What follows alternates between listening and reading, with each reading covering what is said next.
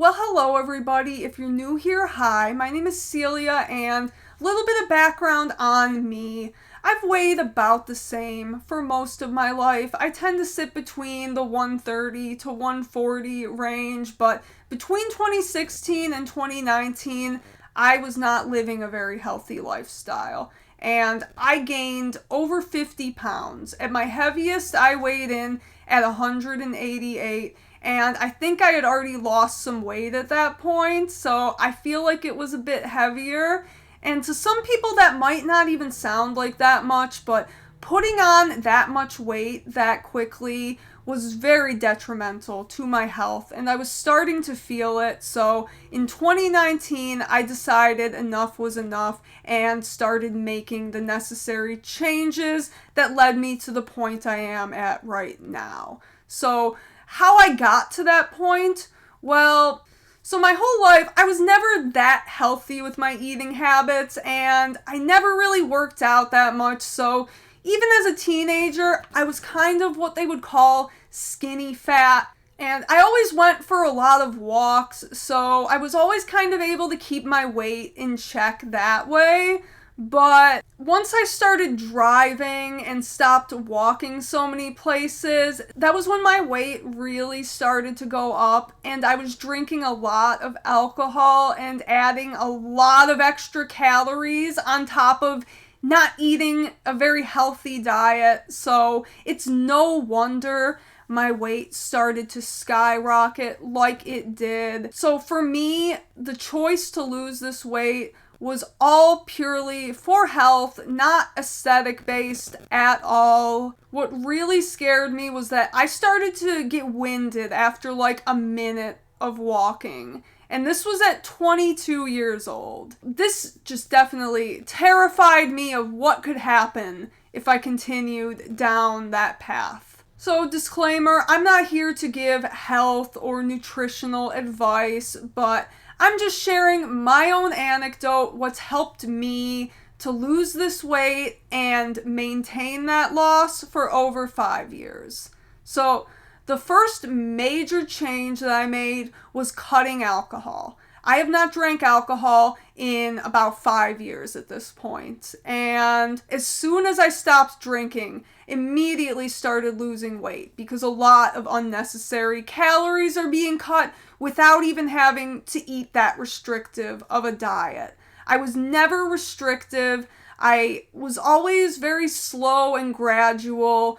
And I think that's another thing that's really helped me maintain it over the years, was that I didn't follow a fad diet. I didn't do any extreme workouts. I really just kind of changed my habits slowly over time, and it's all accumulated. And the first one was cutting out alcohol. That was a big change for me, not just for the weight that I lost, but also just general health. So then another big change that I made was just moving my body more. Not even working out that heavily in the beginning. It really did start as just taking the stairs instead of the elevator. Pushing myself to go on more walks, even if it was hard, even if I was getting winded. Just pushing myself to go for longer and longer every time, and just not making excuses. So after just moving my body more, building my endurance, that was when I started adding more workouts into my routine and upping the intensity a little bit. When I first started out at 188 pounds, I was a lot weaker than I am right now. I know I might not look like much, but at that time, I was extremely weak. I was struggling to even lift an 8-pound weight. It was nuts, and I am definitely a lot stronger than that now, even if I might not look like it. So it really started just pushing myself with whatever I could handle. Lifting weights, I got an exercise bike so that even when the weather was bad and I couldn't go out for walks, I still had some way to keep that cardio up. And the bulk of this weight that I lost was during 2020, a time when people were kind of stuck in their houses and a lot of people were gaining weight. I was losing weight because I had the equipment in my house. I wasn't relying on going out to the gym. Have some kind of a workout space in your house. It doesn't have to be advanced. And once you get your endurance up, you're really going to want to start putting on some muscle. Of course, cardio is good for burning fat, but if you really want to maintain your health over time, you're really going to want to start lifting some weights, start pushing yourself a little bit harder. You don't have to lift super heavy. You don't have to go to the gym and be super intense. There's a lot you can do at home. Just having some dumbbells around, having a pull-up bar can be a big game changer, and just push yourself to do it a little bit every day. A half hour every day can lead to big results over time. So, what kind of stuff are you eating? Are you cooking for yourself? Are you mainly ordering out?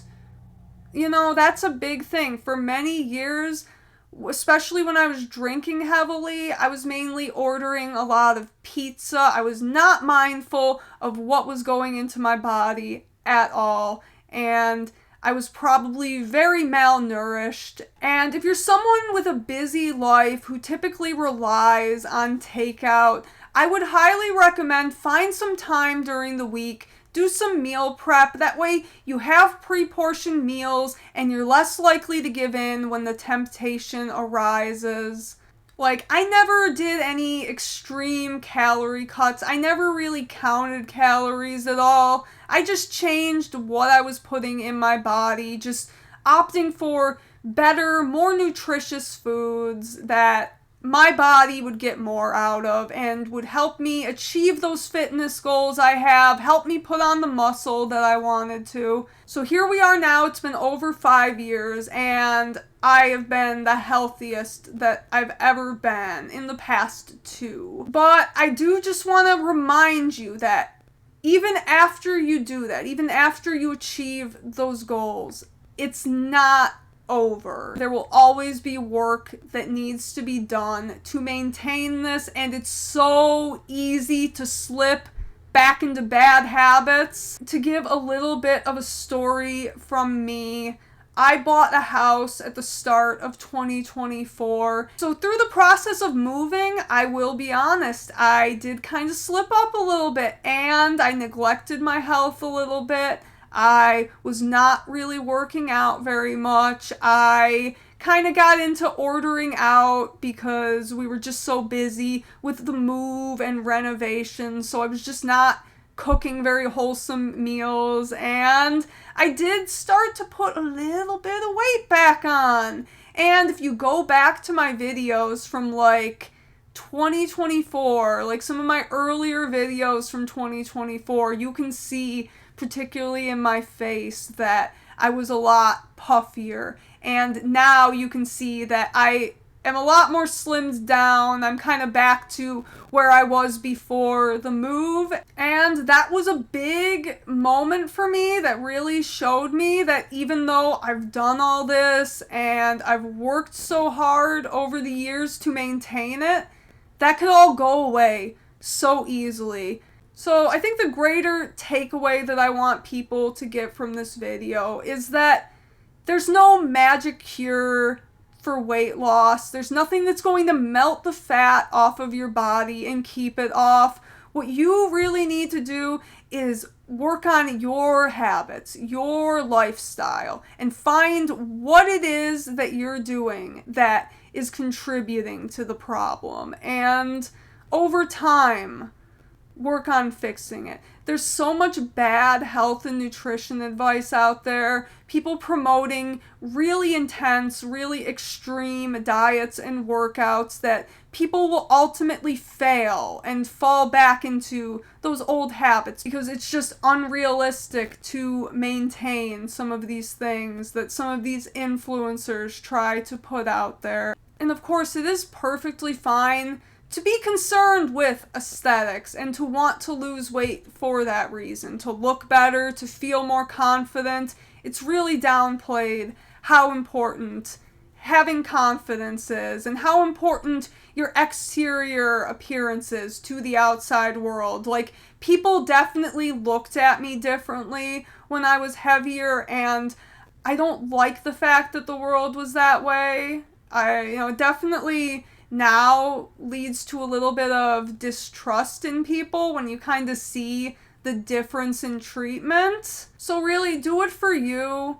But at the end of the day, keep your health as the main priority. So if you weigh 188 pounds and that is healthy for you, please don't take anything I'm saying like that's an issue with you. We are all so different. Our bodies are all so different. And we all carry fat and muscle in different ways. So really, you just have to find what works for you, what the healthiest version of you is, and then find what you need to do to achieve that. And that's what I did. But always put yourself and your needs first, whether it's physical health or mental health, because it's really downplayed how important that is as well. And you look at yourself every day. If you're not happy with what you see in the mirror, go out and change it. It's never too late to start.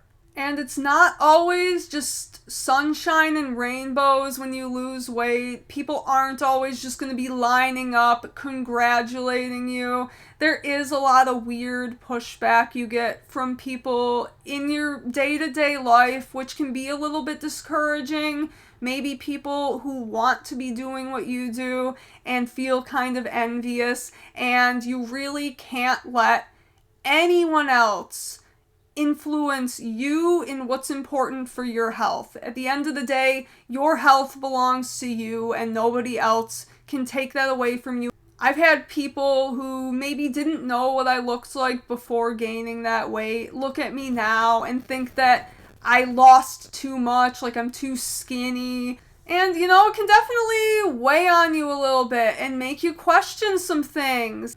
And you just have to remember not to let that get to you and just not to lose sight of your goals. You can't worry about other people or what they think about you. When it comes to your health, you have to be the one in control, in the driver's seat. And just remember that a lot of those people who are talking down to you probably wish they could do what you did and probably wish they had the same determination that you did. So always remember that. And even if your goal is for aesthetics to look better, that should always be number 2 to your health, because even after you lose the weight, there will always be things you find about yourself that you want to change. If you're looking for perfection, you're never going to reach that. If aesthetics are your goal, I'm not going to judge you. Of course, it is important how you're perceived by the world outside and how you feel about yourself inside. So if something about your appearance really is bothering you that much, if it harms your mental health, then I would say that just remember that it's not always all sunshine and rainbows, and there are going to be some drawbacks, and you'll always find something about yourself that you'd like to change. Like, depending on how much weight you have to lose, you may be left with a little bit of hollowness in your face, and that might age you a little bit. To me, I definitely feel like I have had that issue, but I don't mind it. I think it looks good on me. So I know this is a little different than my usual content, but I just wanted to make this video because it has been very important to getting me to the point that I'm at right now. And hopefully I can help some people out there. That's really all I want to do with this channel, is to hopefully help some people who need it. I know I needed to hear stuff like this quite a few years ago when I was going through all of that myself. So thank you for watching and have a good day. Peace.